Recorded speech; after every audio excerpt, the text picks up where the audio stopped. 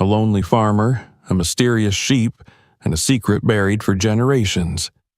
What happens next will leave you speechless. Don't miss a second. Subscribe now and tell us where you're watching from.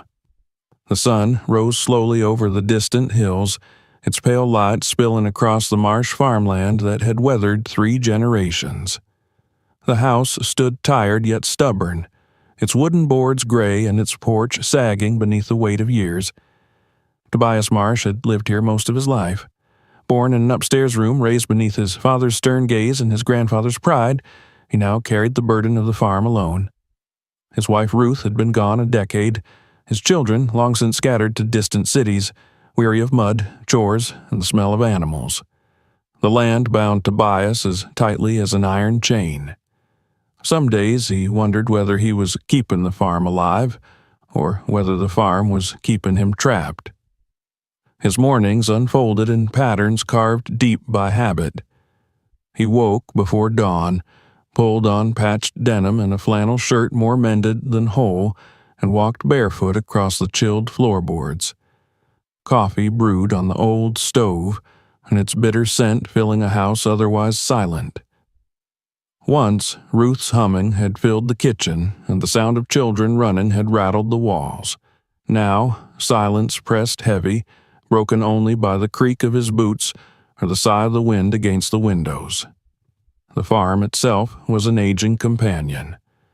The barns leaned yet endured, their roofs patched too many times to count. Fences formed crooked lines across the pastures, nailed and tied together from scraps. Horses grazed in the distance. Chickens picked nervously near the porch, scattering whenever Tobias passed. He knew every acre as though it had been etched into his skin, every rise of the earth, every stone that once dulled his plow. The scars on his hands were the farm's map, a ledger of labor written in flesh. Among his flock of sheep was one unlike the others.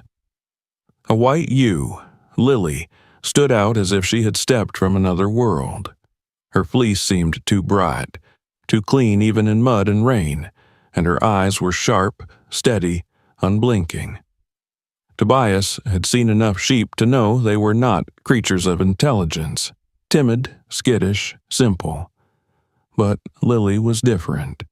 There was thought in her gaze, judgment even, and though he laughed at himself for the notion, he often felt that she was watching him more than he watched her. It began quietly, like a habit too small to notice. Lily wandered each day to the far corner of the pen where the fence posts met in shadow. There she pawed the earth, digging at the soil with her hooves. At first, Tobias dismissed it. Animals had their peculiarities. A horse might favor one corner of pasture, a hen might lay eggs outside her nesting box, a dog might bark at nothing. Lily's scratching was no more than that, he told himself. A quirk, a passing interest. But days passed, and she returned again and again to the same place. Each morning he came with his buckets of grain, scattering food into the troughs while the flock pressed close, bleating and jostling for space. All except Lily. She stood apart, head bowed toward the corner, hooves working with patient rhythm. The other sheep began to avoid her, circling wide, their bleats uneasy. Even the dog lingered by the fence, ears flat, a growl low in his throat whenever Lily struck the soil too hard. Tobias began to feel it too, that her behavior carried purpose. She did not scratch and wander. She did not move from patch to patch as sheep often did. No, she labored at one place, as though something beneath the ground called to her. One morning, leaning on the fence with a tin cup of coffee in hand, Tobias watched the ewe paw the earth with such persistence that dust rose in steady clouds. Her fleece darkened with dirt, her hooves rubbed raw, yet she did not stop. Other sheep clustered together at the opposite end of the pen, bleating nervously, glancing at her then back at him, as if urging him to intervene.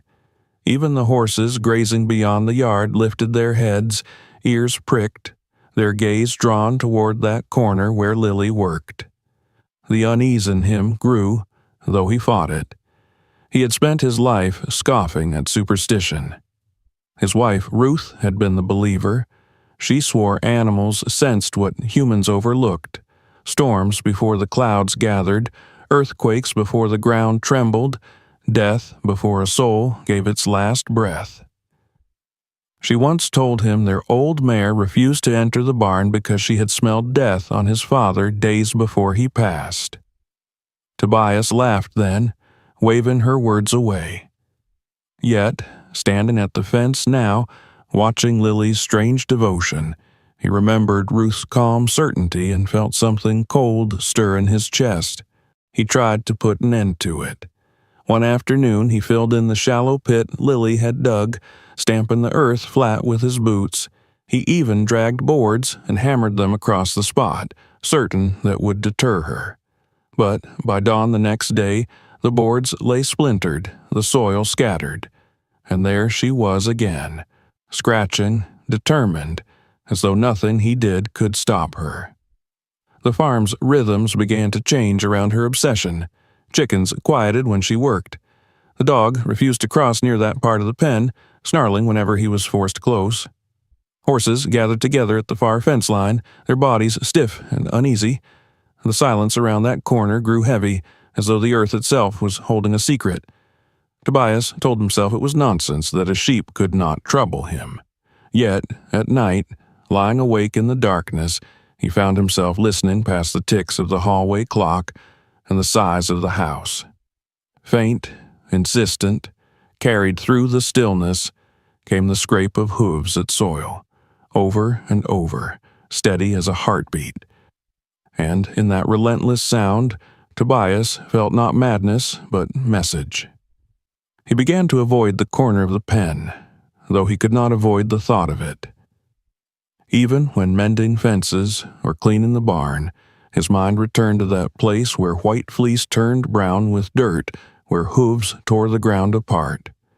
Each evening, when he sat with a glass of whiskey on the porch, his eyes drifted toward the pen, toward the shape of Lily working long after the flock had lain down to rest. It was only then, watching her tireless body bent toward the soil, that Tobias admitted the truth he had tried to bury. This was not instinct. This was not chance. The sheep was searching. And though he did not yet know for what, a cold whisper inside him feared the answer had been left in that ground for a reason.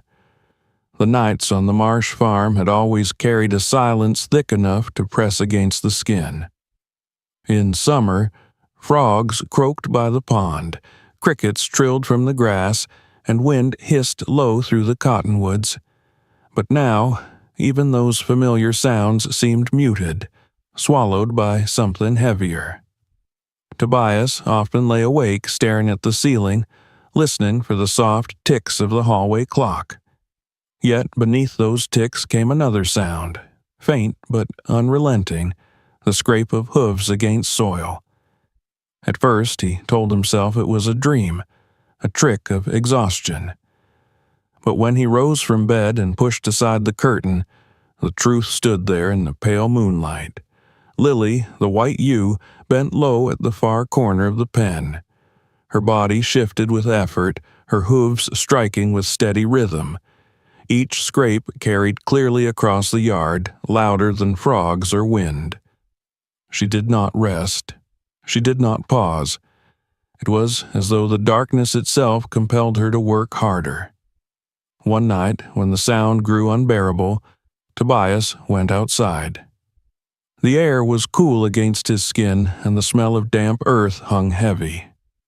He stood at the fence, his boots sinking into soft ground, and called softly into the gloom. Lily lifted her head. Her eyes caught the moonlight, glimmering pale as polished stones. For a moment they locked on him with a stillness that froze his breath. Then, without sound, she lowered her head again and struck the ground with renewed force. Tobias gripped the fence rail, his knuckles white. The noise that rose from her chest was not the bleat of a sheep. It was low, drawn out, mournful, so eerily human it made his stomach twist. A moan carried across the pen, quivering like grief given voice. The other sheep, restless and uneasy, pressed together in the opposite corner, their eyes wide and glowing. Even the dog by the barn whined, pacing with ears flat, but he did not dare approach. Sleep abandoned Tobias after that. Each night the sound returned.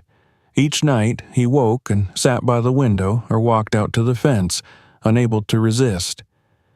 And each night Lily worked, her fleece streaked with dirt, her hooves raw, yet her determination unbroken.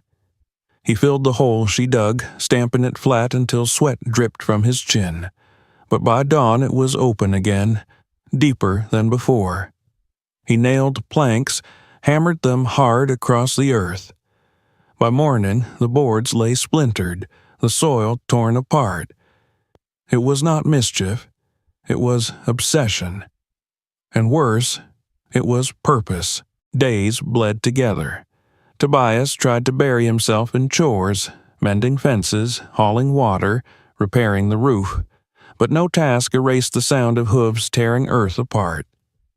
Even in daylight, when the sheep grazed, Lily abandoned grass and grain to return to her corner. She pawed, dug, scraped, leaving her wool matted and her hooves bleeding. And the others avoided her, circling wide, their bleats sharp with unease. One evening, worn thin with dread, Tobias climbed into the pen with a shovel. The sheep startled at his presence, but Lily did not. She stepped back, silent now, and fixed her eyes on him. For a moment, he felt absurd, a grown man about to dig alongside a sheep, spurred by madness. Yet the weight in his chest left him no choice. He drove the spade into the soil. The ground yielded too easily. Unlike the hard-packed clay of the pasture, this earth crumbled soft and damp, as if disturbed long ago and never settled right again. Each thrust of the shovel sank deeper than it should, sliding into soil that seemed eager to give way. Tobias's breath quickened. Sweat slicked his brow, though the air was cool. Behind him, the sheep clustered tight, their bleats high-pitched, anxious. Lily watched in silence. Her steady gaze held him as surely as chains. When the blade struck something that was not stone, not root, his hands faltered. The sound was dull, muffled, unnatural. Tobias knelt, brushing soil away with trembling fingers. Beneath his hand, the ground gave way to fabric, faded, stiff with age, its weave rough against his skin. He pulled back, his heart hammering, his stomach turning over. A scrap of blue cloth clung stubbornly to the earth as if it belonged there. Tobias staggered upright, chest heaving. He told himself it was nothing, an old rag buried by chance. Yet the air around him felt altered, heavy, as though the farm itself held its breath. Behind him, Lily gave that mournful cry again, low and vibrating, and the sound pierced him deeper than any blade. He stumbled from the pen, leaving shovel and soil behind. But even in the safety of his kitchen, the sight of that scrap haunted him. The sheep's cries lingered in his ears. The ground was not empty. Something waited there. Something his ewe had been trying to reveal all along. And Tobias knew, with a cold certainty that stole his sleep, that this was only the beginning. The morning came pale and thin, a gray veil of light washing across the marsh farm. Tobias had not slept. He had spent the night staring at the ceiling, listening to the scrape of memory more than sound, that low, mournful cry of the ewe echoing through his mind. When dawn finally broke, his body rose before his will, as though the decision had already been made in the dark hours. He pulled on his boots, reached for the shovel leaning by the door, and stepped into the yard. The air outside carried the cool dampness of dew, yet it felt heavy, as though weighted with something unseen. The chickens pecked quietly, but without their usual chatter.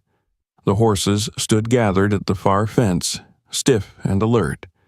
Even the old dog lingered on the porch, ears flat, his body tense. Only one creature moved with purpose.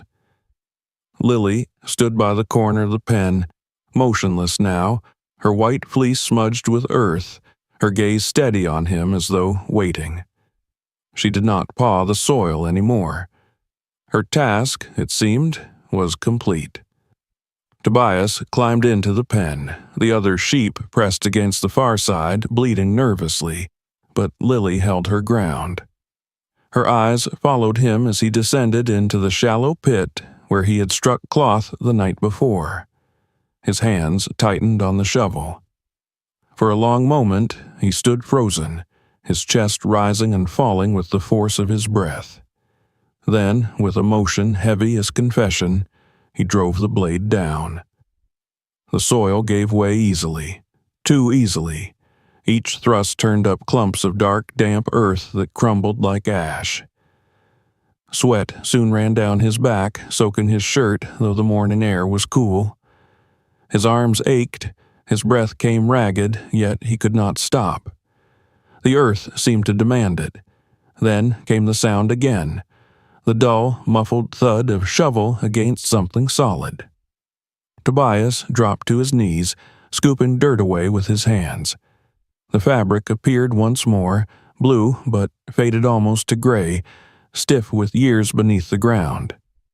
His fingers trembled as he brushed it aside, revealing not only cloth but shape, a sleeve, a curve of shoulder, and then, as the soil fell away in stubborn clumps, the pale arc of bone. Tobias jerked back, his heart pounding against his ribs. For a moment he could not breathe. He knelt there, staring into the earth, his mind a storm of denial, but there it was, undeniable, the rib cage of a human being, curled in the soil as though laid there by deliberate hands. His throat burned. He clawed more dirt aside, uncovering the remains slowly, carefully, though every motion made his stomach twist. Bones lay arranged, not shattered or scattered, but placed. This was not accident. This was concealment. Something hard scraped against his hand. He lifted it, brushing away soil, and froze. In his palm lay a small metal star, tarnished but unmistakable. The engraving cut into him like a blade. Sheriff Marcus Webb. 1923. The world tilted. Tobias staggered back, the badge burning in his hand like a brand. The bones below him gleamed faint in the morning light, blue fabric clinging stubbornly to their form. Sheriff. A man of the law, buried like refuse on marshland. His breath came ragged. Questions battered his skull. Who had done this? Why here? Did his grandfather know?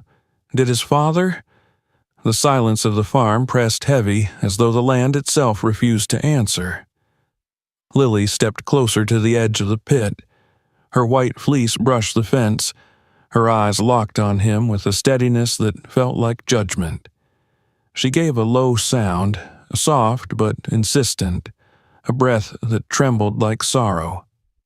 Tobias felt it pierce deeper than any shout. The ewe had known.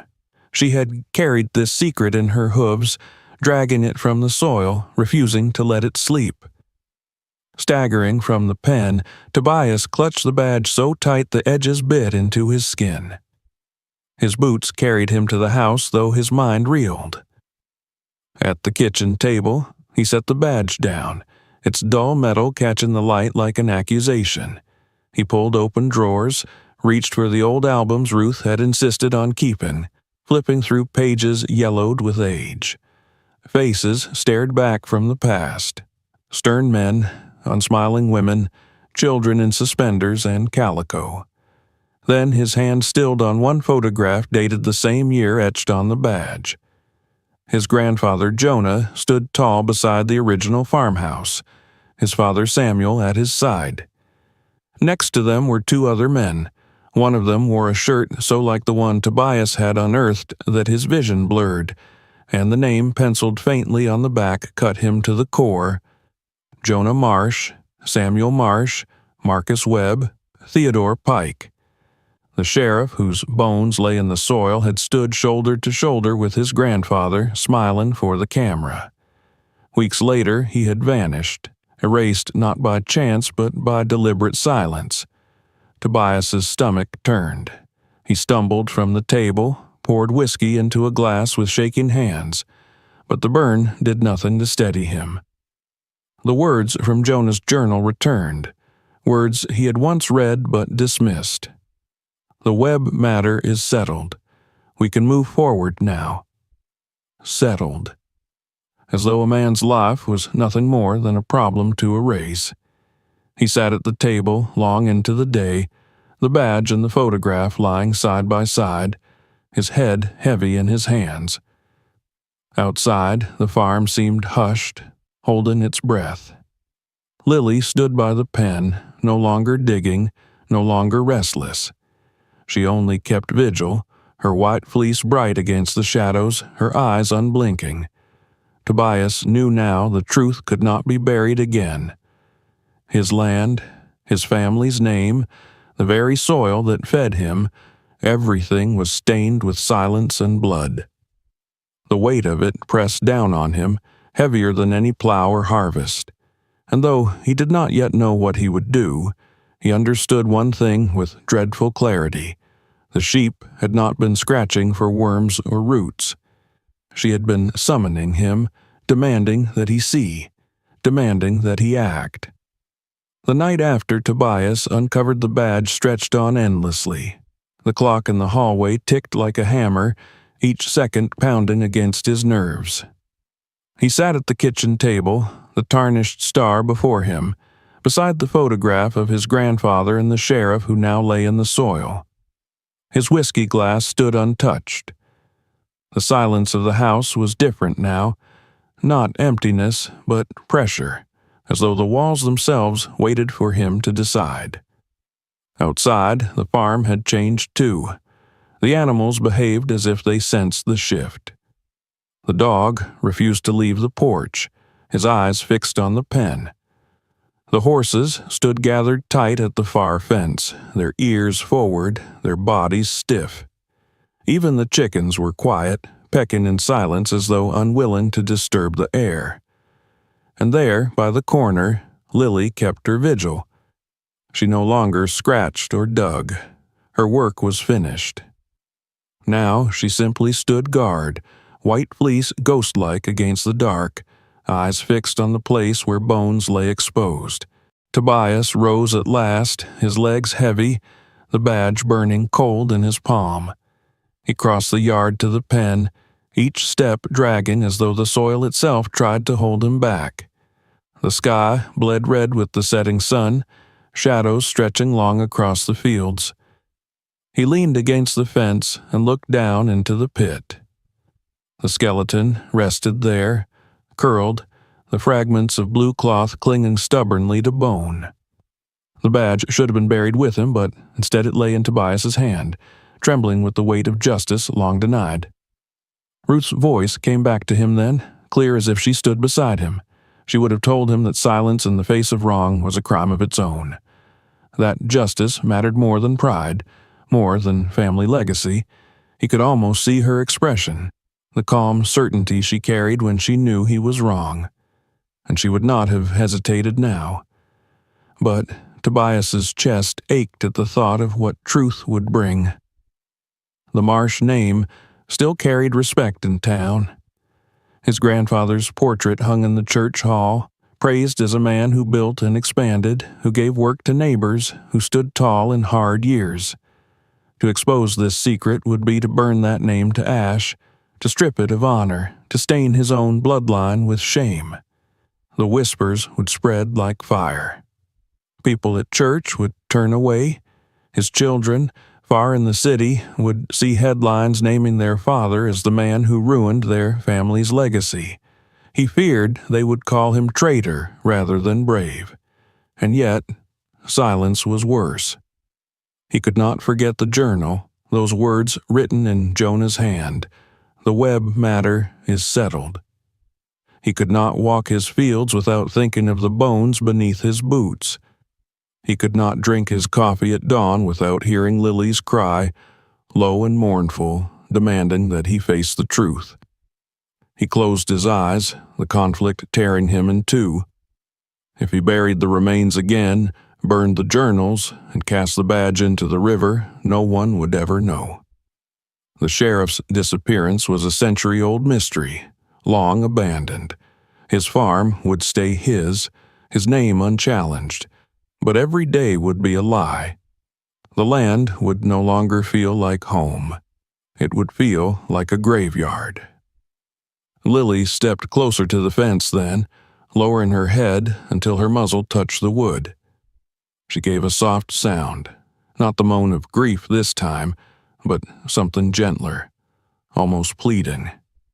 Tobias reached out without thinking, resting his hand against her coarse fleece.